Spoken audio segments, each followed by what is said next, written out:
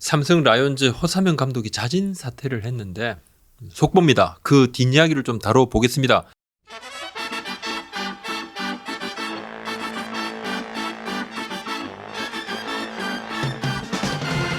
좀 전에 보도자료가 들어왔습니다. 제가 이 스마트워치를 좀 쓰고 있어서 최근에 이 메일도 알림이 오죠. 업무 알림이나 전화 카톡을 제가 놓치지 않기 위해서 이걸 쓰고 있는데 이거 딱 또 뭐지? 깜짝 놀랐습니다. 제가 사실 좀 전에 오늘 오후에 한 1시간 전에 콘텐츠 하나를 찍어서 속보를 내려고요. 속보를 준비 중에 있었습니다. 롯데 자이언츠 새로운 외국인 투수 관련 영상인데 편집 중에 또다시 속보를 찍게 됐습니다. 퇴근하다가 바로 앞에 찍은 영상은 편집 작업을 마치고 내일 오전에 제가 업로드를 할 예정이고 7월 31일 그러니까 삼성 라이온즈가 롯데하고 12회 연장 5대5 무승부가 끝나고 허삼영 감독이 홍준하 단장을 찾아와서 자진 사퇴하겠다 이렇게 이야기를 하고 깜짝 놀랐겠죠 다들. 구단 프런트가 오늘 아침에 최종적으로 구단 대표이사에게 이 같은 사안을 정식 보고를 하고 좀 전에 구단 수뇌부가 최종 결정을 내렸습니다. 그 전까지는 별다른 내색을 좀 안 했었는데 보도자료 한번 보시면요. 8월 1일 자진 사퇴했다. 허삼영 감독 올 시즌 부진한 팀 성적 책임지고 롯데전 종료 후에 자진 사퇴 뜻을 구단에 전하고 2019년 9월에 15대 감독으로 취임 2021년 팀을 플레이오프에 진출 6년 만에 가을 야구 허삼영 감독 최선을 다했는데 팬들의 기대에 미치지 못했다. 삼성 라이온즈 팬들께 감사드린다. 구단은 숙고 끝에 감독의 뜻을 수용. 8월 2일 잠실 두산전부터 박진만 퓨처스 감독 대행 체제 그리고 박진만 퓨처스 감독은 2017년부터 삼성 수비 코치 작전 코치 능력을 인정을 받았다. 최태원 투수 코치가 퓨처스 감독으로 자리를 옮깁니다. 그죠? 삼성 구단은 이건 경질이 아닌 자진 사퇴다. 저도 여러 루트를 통해서 확인을 해봤는데 경질은 아닌 것으로 보입니다.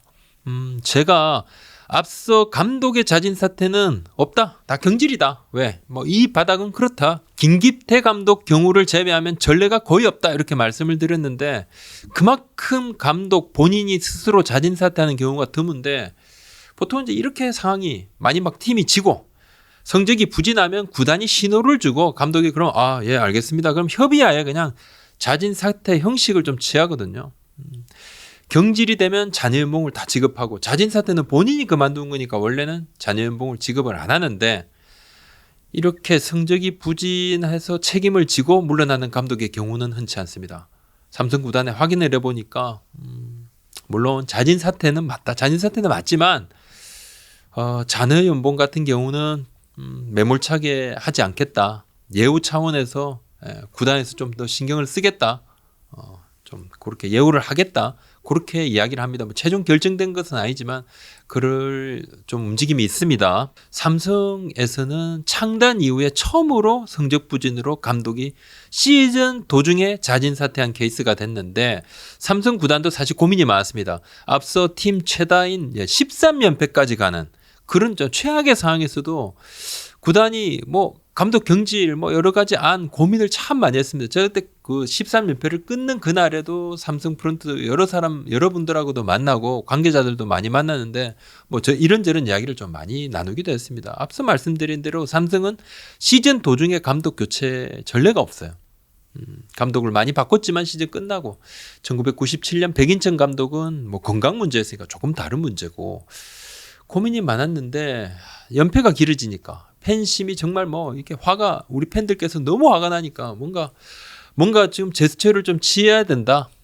근데 그런 고민 끝에 그래도 감독을 바꾼다 해서 지금 상황이 되는 건 아니냐. 뭐라도 해야 된다. 이게 의견이 팽팽했습니다. 근데 최고위층에서 좀 더 지켜보자 해서 허삼영 감독 체제로 계속 가는 것을 승인을 했는데 이후에 후반기 들어서 반전을 만들지 못했다. 이것이 이제 자진 사퇴의 이유로 보이는데 키움전 1승 2패 루징 하나 롯데 상대로도 1승 1무 1패로 뭔가 도약의 계기를 만들지 못했습니다.